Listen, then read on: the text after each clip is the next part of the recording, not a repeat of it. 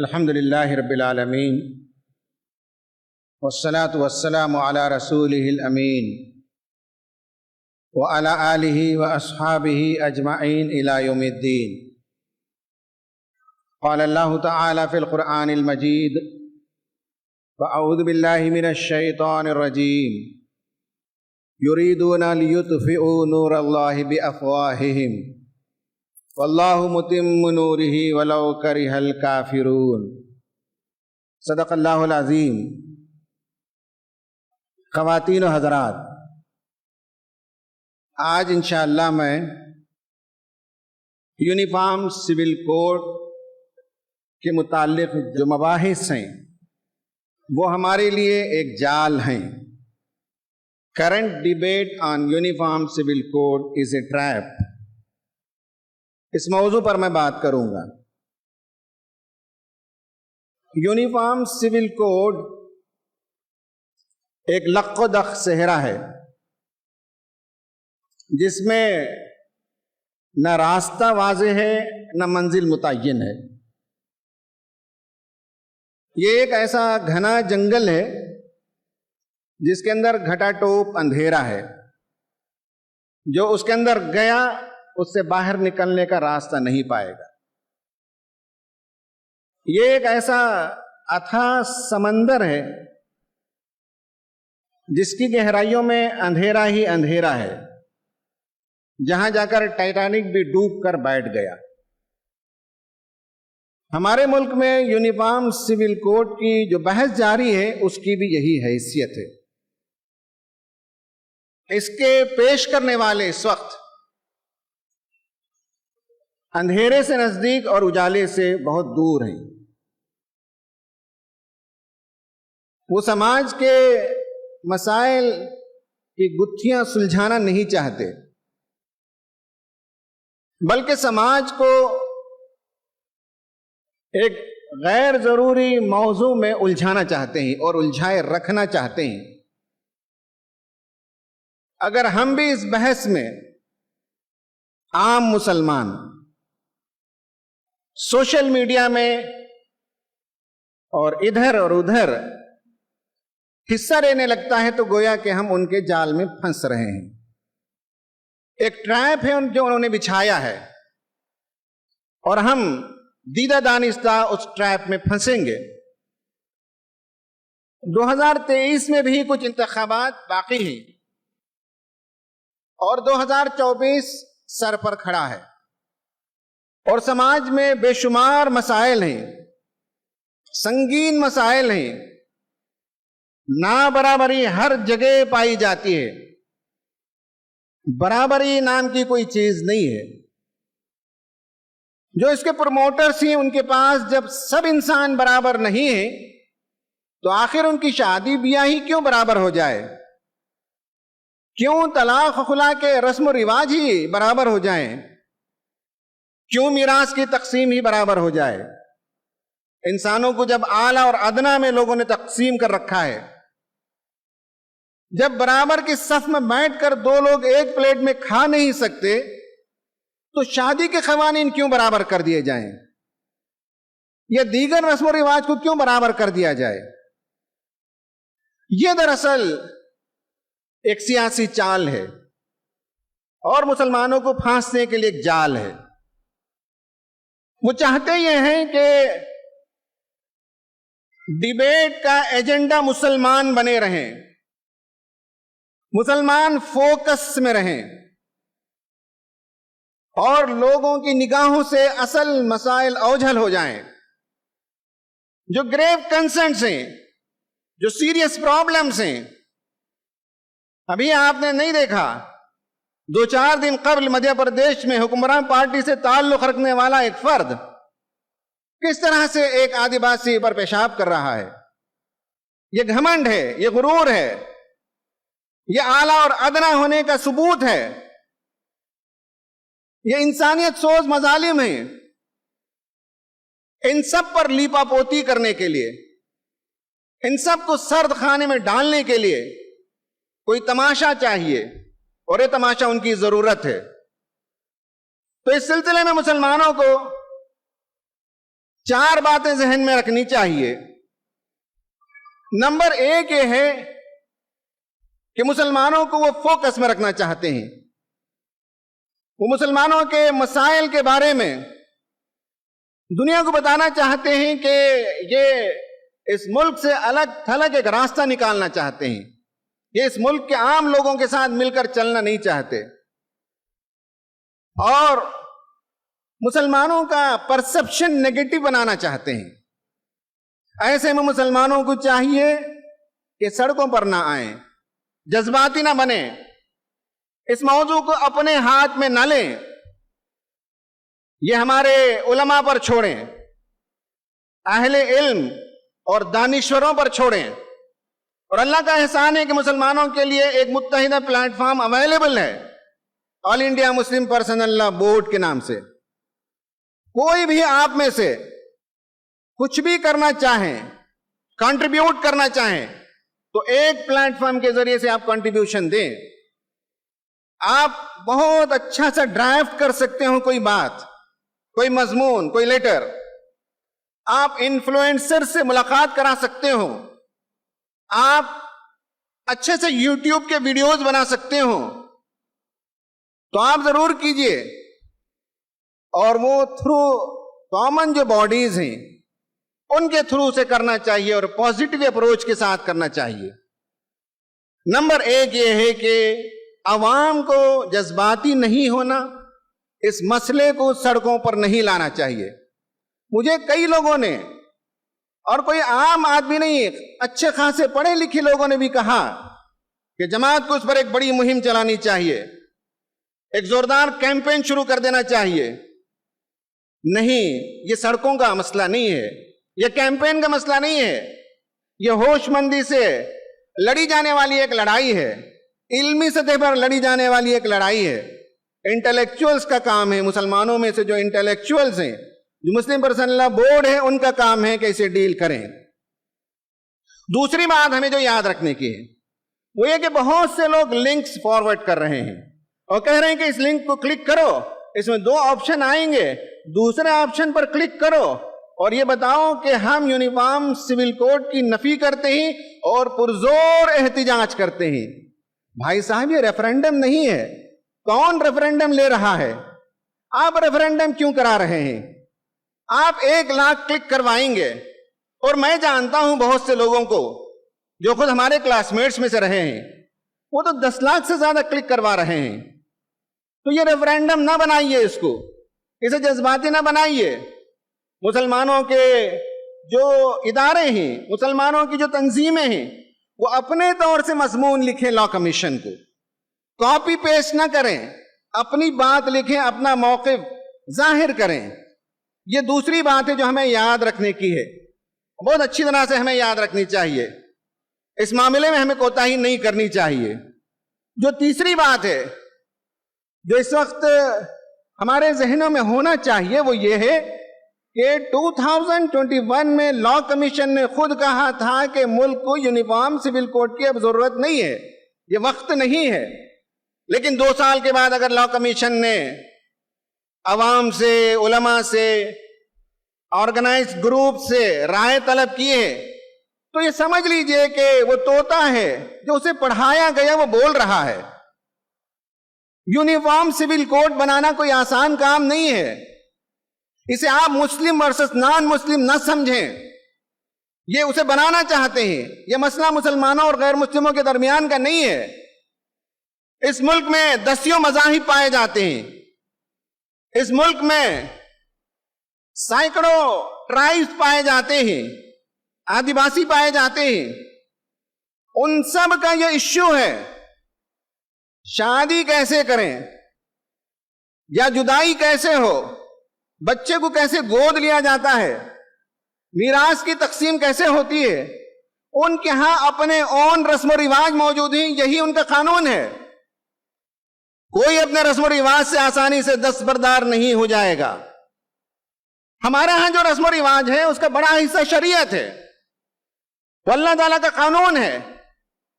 ہاں، ہمارے ہاں بعض غلط رسم و رواج بھی اس میں داخل ہو گئے ہیں، ہمیں جلد از جلد ان کی اصلاح کرنے کی ضرورت ہے۔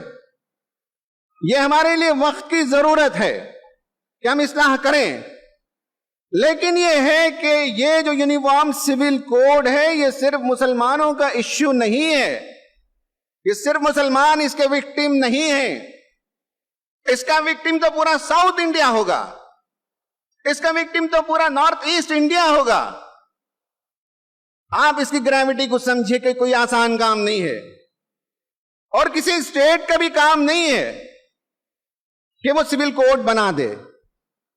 مسلمانوں کو تکلیف دینے کے لیے طرح طرح کے طریقے ضرور ایجاد کرتے ہیں، لیکن یاد رکھیں کہ اللہ تعالیٰ کی شریعت کو پھونکوں سے وہ بجھا نہیں سکتے۔ یریدون لیطفئوا نور اللہ بافواہہم واللہ متم نورہ ولو کرہ الکافرون۔ یہ لوگ اپنی پھونکوں سے اللہ تعالیٰ کے نور کو، اس چراغ کو، اس شریعت کو بجھانا چاہتے ہیں، اور اللہ نے ٹھان رکھی ہے، اللہ نے طے کر رکھا ہے، اللہ نے فیصلہ کر رکھا ہے کہ یہ نور تمام ہو کر رہے گا، خواہ کافروں کو کتنا ہی ناگوار کیوں نہ ہو۔ یہ تیسری بات ہے جو ہمیں یاد رکھنے کی ہے۔ چوتھی بات یاد رکھنے کی ہے وہ یہ ہے کہ ایک بہت بڑا جھوٹ ہے، پروپیگنڈا ہے جو ملک کے سامنے پیش کیا جا رہا ہے کہ ایک ملک میں دو قانون کیسے ہو سکتے ہیں۔ بہت سے لوگ ہیں جو جاہل ہیں، ہو سکتا ہے کہ ان کے پاس ڈگریاں موجود ہوں، لیکن عقل کے لحاظ سے وہ جاہل ہوتے ہیں۔ وہ کہتے ہیں کہ بھائی ایک ملک میں دو قانون کیسے ہو سکتا ہے۔ مسلم نوجوان بھی پریشان ہو جاتے ہیں جواب دینے کے لیے۔ آپ کو معلوم ہونا چاہیے ہندوستان میں جو لا ہے، جو قانون ہے، اور گزشتہ 75 سال سے جو ایوالو ہوا ہے، جو ڈیولپ ہوا ہے، وہ ہیوج ہے، والیومنس ہے۔ پوری دنیا میں قانون کا اتنا بڑا ذخیرہ موجود نہیں جتنا ہندوستان میں ہے۔ اس پورے قانون کو ایک پہاڑ کے برابر تصور کیجئے۔ اس میں کرمنل لا بھی ہے، اس میں کامن لا بھی ہے، اس میں ٹریڈ لا بھی ہے، اس میں امیگریشن لا بھی ہے، اس میں ٹیکسیشن کا لا بھی ہے، اس میں ٹرسٹ کا لا بھی ہے، اس میں ٹریفک کے لاز بھی ہیں۔ کس نے کہا کہ دو لاز پائے جاتے ہیں، دو قوانین پائے جاتے ہیں؟ کیا دو کرمنل لاز پائے جاتے ہیں؟ کیا دو ٹریڈ لاز پائے جاتے ہیں؟ کیا دو ٹیکسیشن کے لاز پائے جاتے ہیں؟ کیا دو امیگریشن کے لاز پائے جاتے ہیں؟ کیا دو ٹریفک کے لاز پائے جاتے ہیں؟ کس نے کہا کہ دو لاز ہیں؟ اس پورے پہاڑ میں اگر آپ سول لا کو دیکھیں تو ایک چھوٹے پتھر کے برابر ہے، ایک چھوٹا سا حصہ ہے۔ اس سول لا میں پرسنل لا اس سے چھوٹا ہے۔ اس پرسنل لا میں مسلم پرسنل لا ایک رائی کے دانے کے برابر ہے، اور ہمارے حکمران چاہتے ہیں کہ اس رائی کے دانے کو پربت بنا دیا جائے، اور ہم اس میں مدد کر دیتے ہیں ہماری غفلت کی وجہ سے، ہماری نادانی کی وجہ سے۔ دو لاز نہیں ہیں، اتنے بڑے پہاڑ میں چھوٹا سا حصہ ہے سول لا کا، اس میں چھوٹا سا حصہ ہے پرسنل لا کا، اس میں چھوٹا سا حصہ ہے مسلم پرسنل لا کا۔ اور یہ اس ملک کی نوعیت ہے۔ یہاں ہزاروں ذات برادریاں پائی جاتی ہیں، یہاں قبیلے پائے جاتے ہیں، یہاں زندگی کے رسم و رواج مختلف ہیں۔ تو یہ چار بنیادی باتیں ہمیں یاد رکھنی چاہیے۔ اب میں آپ کے سامنے بس 3 گزارشات رکھوں گا جو ہمیں کرنے کے ہیں۔ نمبر 1 یہ ہے کہ اسلامی شریعت کے تحفظ کا آپ حکومت کو ذمہ دار نہ بنائیے، ہم اس کے ذمہ دار ہیں۔ اگر اسلامی شریعت ہمارے گھروں میں رائج ہے، اسلامی قانون کے مطابق ہمارے یہاں شادیاں ہونے لگیں گی، اگر کسی کو طلاق دینے کی نوبت آ جائے تو اسلامی قانون کے مطابق اگر وہ ہونے لگے، کوئی عورت خلا پوچھتی ہے تو شوہر یا اس کے اطراف کے رشتہ دار شریعت کے مطابق خلا دینے لگیں گے، میراث کی تقسیم شریعت کے مطابق اگر کرنے لگیں گے، تو کون ہے جو آپ پر ایک سا سول کوڈ نافذ کر کے آپ کو مجبور کر سکتا ہے؟ قانون تو اپنی جگہ رہے گا، آپ کو کس نے روکا ہے اسلامی شریعت کے مطابق گھروں کو استوار کرنے کے لیے؟ نارتھ انڈیا کے بہت سے علاقوں میں مجھے جانے کا موقع ہوا، عام مسلمان نہیں، پڑھے لکھے مسلمان اور دیندار مسلمانوں کے گھرانوں سے بھی یہ شکایت آئی. لڑکیوں نے کہا، عورتوں نے کہا کہ ہمارے بھائی ہمیں میراث میں حصہ نہیں دیتے. کس نے روکا ہے شریعت پر عمل کرنے سے؟ جب ایک ایشو آتا ہے تو ہم خواہ پیپر میں، سوشل میڈیا میں جذباتی ہوتے ہیں، لیکن عمل کے میدان میں بہت پیچھے ہوتے ہیں. میں نے اپنی زندگی میں اپنے ایک دوست کو دیکھا جن کی شادی کو ہوئے 20-22 سال گزرے، 21 سال 20 سال کا بیٹا اور بیٹی بھی موجود ہیں. طلاق کی نوبت آئی، بہت سمجھایا، لیکن اس کے باوجود وہ مان نہیں رہی تھی. تو ایک ہوٹل لے گئے بچوں کے ساتھ، خوشگوار طریقے سے ڈنر ہوا. اس کے بعد عورت نے جو پیپر پیش کیا، بچوں کے سامنے اسے سائن کیا. بچوں سے پوچھا کہ تم کہاں رہنا چاہتے ہو؟ ان کے 3 بچے ہیں، تینوں نے کہا کہ ہم ابو کے ساتھ رہنا چاہتے ہیں. پھر شوہر نے پیپر سائن کرنے کے بعد کہا کہ میری طرف سے گفٹ ہے، چیک بھی سائن کیا. اور پھر کہا کہ یہ میرے پاس 3-4 پراپرٹیز، ایک پراپرٹی لو، یہ بھی میری طرف سے گفٹ ہے. پھر اگلے دن ان کے والدین آئے اور لے کر چلے گئے. قرآن نے جو بتایا ہے کہ عورت کو اگر رخصت بھی کرنا ہو تو احسن طریقے سے کرو، معروف طریقے سے کرو، دے دلا کر کرو. لیکن میرے پاس 10-20 کیسز ایسے آتے ہیں جن میں معلوم ہوتا ہے کہ تلخیاں اپنی انتہا پر پہنچتی ہیں اور شریعت کے خلاف طلاق بھی ہوتی ہے، خلا بھی واقع ہوتا ہے، مار پیٹ بھی ہوتی ہے، اور کیسی کیسی نوبتیں آتی ہیں. پہلا کام یہ ہے کہ اسلامی شریعت پر ہم عمل کریں گے، یہ ہم طے کر کے اٹھیں. اور اگر ہمیں کوئی چیز نہیں معلوم ہے تو پڑھنا سیکھیں، مطالعہ کرنا سیکھیں، قرآن سے معلوم کریں. کتنے نوجوان جب شادی کا وقت آتا ہے تو قرآن کھول کر پڑھتے ہوں یا اسلامی لٹریچر اٹھا کر پڑھتے ہیں کہ قرآن ہماری کیا رہنمائی کرتا ہے. کتنے لوگ ہیں جب اتفاق سے ان کے گھر میں طلاق اور خلا کی نوبت آ جاتی ہو تو کتاب اٹھا کر پڑھتے ہوں کہ اسلام ہمیں کیا طریقہ بتاتا ہے، یا اہل علم سے رجوع کرتے ہوں. کتنے لوگ ہیں جب ان کے گھروں میں کسی کی میت ہو جائے تو میراث کی تقسیم کے لیے اہل علم کی طرف رجوع کرتے ہوں. یہ پہلا کام ہے جو ہمیں کرنے کا ہے. ہر فرد طے کرے کہ ہم شریعت پر پابندی کریں گے اور جتنے شریعت کے قوانین ہیں اپنے گھر میں اسے نافذ کریں گے. اور اگر شریعت کے مطابق آپ کی زندگی گزرنے لگی تو کوئی قانون آپ کا نقصان نہیں پہنچا سکتا. نمبر دوسرا کام یہ ہے کہ اسلام اور مسلمانوں کے سلسلے میں جو غلط فہمیاں پھیلائی جا رہی ہیں کہ ایک سے زائد شادیاں یہ کرتے ہیں، 4 شادیاں کرتے ہیں، یہ کثیر العیال ہوتے ہیں، بہت اولادیں ان کی ہوتی ہیں، اور نہ جانے کیا کیا جھوٹا پروپیگنڈا کرتے ہیں. دوسرا کام پڑھے لکھے لوگوں کا یہ ہے کہ آپ ریسرچ کریں اور ایک ایک موضوع پر علمی انداز سے لکھیں اور بولیں. کسی چیز کا ڈیٹا ہمارے پاس موجود نہیں ہے. بار بار یہ کہا جاتا ہے کہ اتنی لاکھ لڑکیاں مرتد ہو گئیں، اسلام چھوڑ کر چلی گئیں. کسی بندے کے پاس کوئی تحقیق نہیں ہے، کوئی نمبر نہیں ہے، کوئی ریسرچ نہیں ہے. وہ جو چاہتے ہیں وہی بات ہم بھی بولنے لگتے ہیں اور مسلمانوں کے اندر ایک خوف کی کیفیت پیدا کرتے ہیں. تو دوسرا کام ہے پڑھے لکھے لوگوں کا کہ اسلام اور مسلمانوں کے سلسلے میں، خاص کر شرعیہ قوانین کے سلسلے میں جو بدگمانیاں اور مس انڈرسٹینڈنگ پھیلائی جا رہی ہیں ان پر علمی طور پر آج کی زبان میں تحقیقی انداز سے لکھنے اور بولنے کی ضرورت ہے.